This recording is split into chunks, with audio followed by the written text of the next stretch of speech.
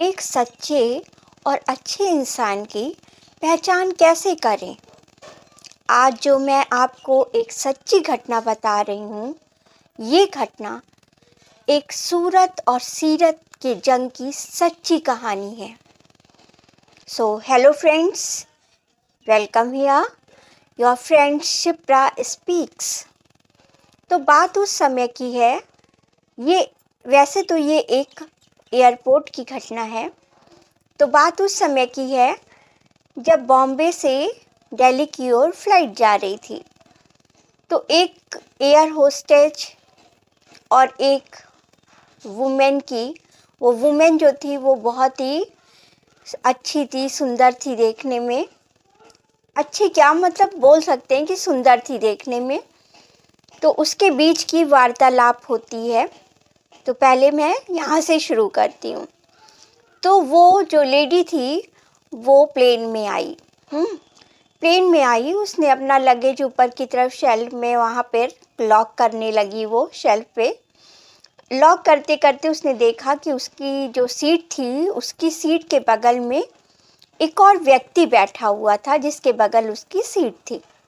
वो व्यक्ति वैसे तो सामान्य था, लेकिन उसके क्या थे, उसके दोनों हाथ नहीं थे। तो ये देखकर वो लेडी थोड़ी सी अंदर से सकपकाई। उसने कहा कि अरे, इसके साथ मुझे बैठ के पूरी जर्नी करनी है, क्यों ना मैं अपनी सीट बदलवा लूं।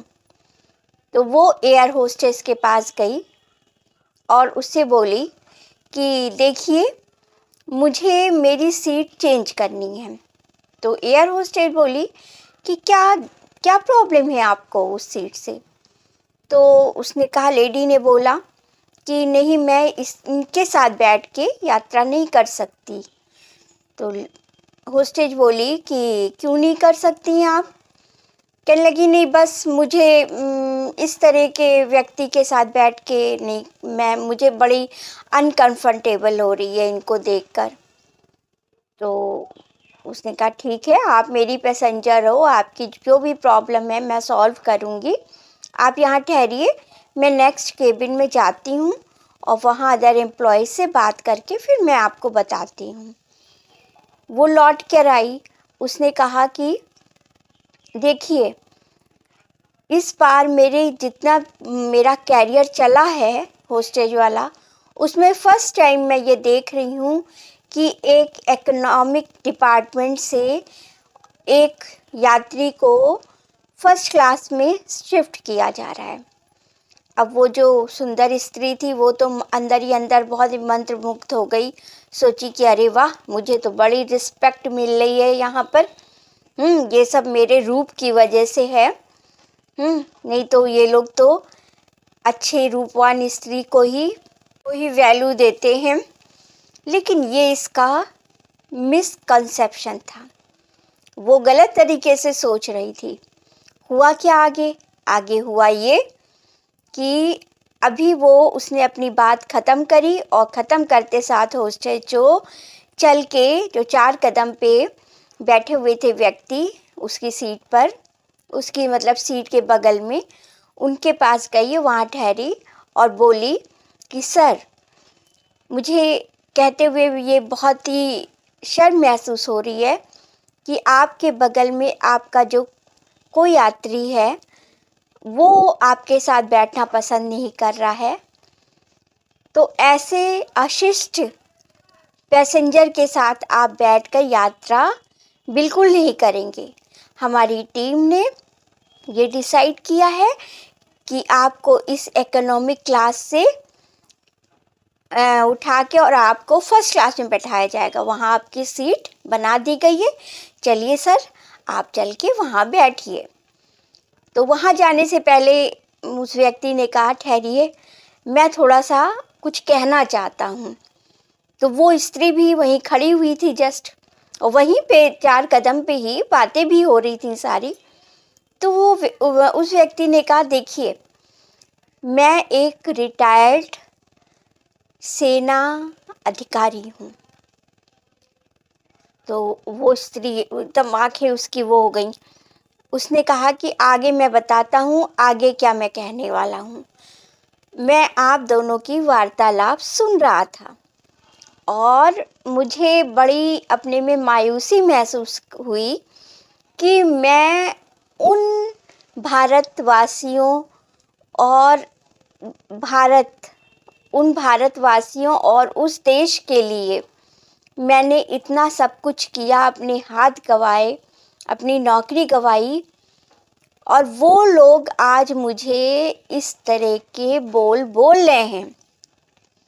जब कश्मीर बॉर्डर में युद्ध हुआ था इंडिया और पाकिस्तान का, उस समय मैंने अपने दोनों हाथ गंवा दिए थे भारत की सुरक्षा के लिए, और आज यही भारतवासी मुझे इस तरह से बोल रहे हैं। मुझे बड़ी मायूसी हुई कि मैं इन लोगों के लिए, इन लोग की खातिर अपनी जान को जोखिम में डालता रहा। आज मैं इस बात को सोच रहा हूँ, क्यों मैंने सेना ज्वाइन करी?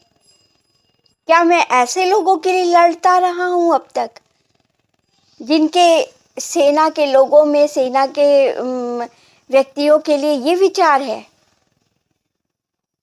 तो उसने कहा कि मैं नहीं, आप मुझे यहीं बैठे रहने दीजिए, आप इनको फर्स्ट क्लास में शिफ्ट कर दीजिए, मैं जहाँ हूँ वहीं अच्छा हूँ। तो हॉस्टल ने कहा कि नहीं सर, ऐसा नहीं हो सकता है, आपको तो वहीं फर्स्ट क्लास में ही चलना पड़ेगा। ये यहाँ पे बैठेंगी आपकी सीट पर, ये हम लोगों की पूरी टीम ने डिसाइड किया है, कोई अकेले मैंने नहीं डिसाइड किया है। तो वो व्यक्ति बोलते हैं, ठीक है, अगर आप लोग इतना मुझे सम्मान दे रहे हैं तो मैं जाऊंगा, वहाँ बैठूंगा। और इतनी मायूसी, इतने क्षण मायूसी के बीतने के बाद इतना अंदर से मुझे धक्का लगा, इतना सब कुछ इतनी देर से मैं सह रहा था, आधे घंटे से, और आपके ये दो बोले फिर से मेरी वही जोश, वही उत्साह वापस कर दिया है। अब मुझे जरा से भी आत्मग्लानि नहीं हो रही है इस समय कि मैंने सेना क्यों ज्वाइन किया। इस देश में सब इस तरह से नहीं सोचते हैं जिस तरह से ये सोच रही हैं। तो वो जो स्त्री थी, वो वहाँ खड़ी, बिल्कुल ऐसा उसे महसूस हो रहा था कि काटो तो खून नहीं। वो सोच रही थी कि सेना के इतने बड़े अधिकारी, और इनको मैं क्या क्या बोलती गई होस्टेस के सामने, और अब तो वो उसका चेहरा देखने लायक था। और उससे ज़्यादा उसको इस बात पे शर्मिंदगी महसूस हो रही थी कि वो सोच रही थी कि मैं अपने रूप की वजह से, मैं इकोनॉमिक क्लास से निकल कर फर्स्ट क्लास में पहुंच रही हूँ, वहाँ मुझे सीट दे दी गई, और ये सब सोच कर वो शर्म से गड़ी जा रही थी। उसके तो बिल्कुल सर झुका के जो वो खड़ी थी, तो खड़ी ही रह गई वो। फिर वहाँ से उस व्यक्ति को वो हॉस्टेज ले गई फर्स्ट क्लास वाले केबिन में, वहाँ पे उनकी जगह रिजर्व करी गई थी, वहाँ पर वो बैठ गए।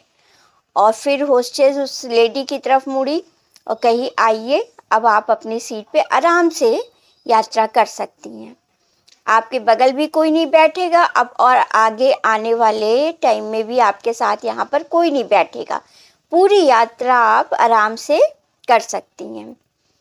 तो वो लेडी कुछ नहीं बोल पाई, उसके तो बोल ही नहीं फूट रहे थे, वो तो आग तक नहीं मिला पा रही थी। तो देखिए, ये कहानी क्या, मतलब ये एक सच्ची घटना है, कोई कहानी नहीं है, ये मैं बता दूं। और देखिए कि एक इतनी रूपवान स्त्री, और अंदर से वो कितनी जहरीली थी। सिर्फ सूरत ही अच्छी होने से इंसान रिस्पेक्ट नहीं पाता है, उस सीरत भी उसकी सुंदर होनी चाहिए।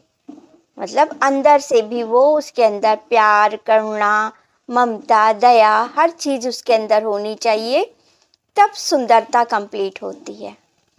और मैं तो ये कहती हूँ कि ऊपर की सुंदरता एक बार ना भी हो तो चलता है, लेकिन अंदर से आप सुंदर हो, अच्छे हो, बहुत ही ममतामयी, करुणा, दया आपके अंदर है, तो आप बहुत ही सुंदर इंसान हो। और अगर आप ऊपर से भी सुंदर हो तो फिर तो चार चांद लग जाते हैं।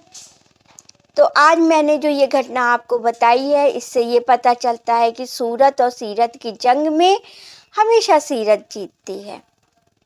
सूरत तो बाह्य रूप है और सीरत जो है वो आंतरिक रूप है।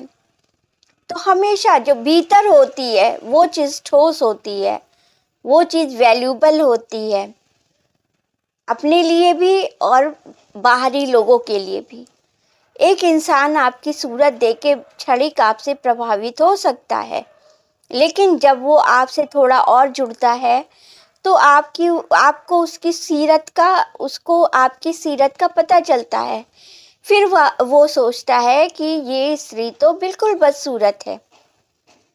अगर जरा सी आपके अंदर आपके आंतरिक गुण नहीं है तो आपका इतना सुंदर होना बेकार है। तो फ्रेंड्स, आज आपको इस कहानी से ये सोच बनी होगी आपको कि एक अच्छे और सच्चे इंसान की पहचान कैसे की जा सकती है, और सूरत और सीरत की जंग में हमेशा सीरत की जीत होती है। So thank you watching friends, bye.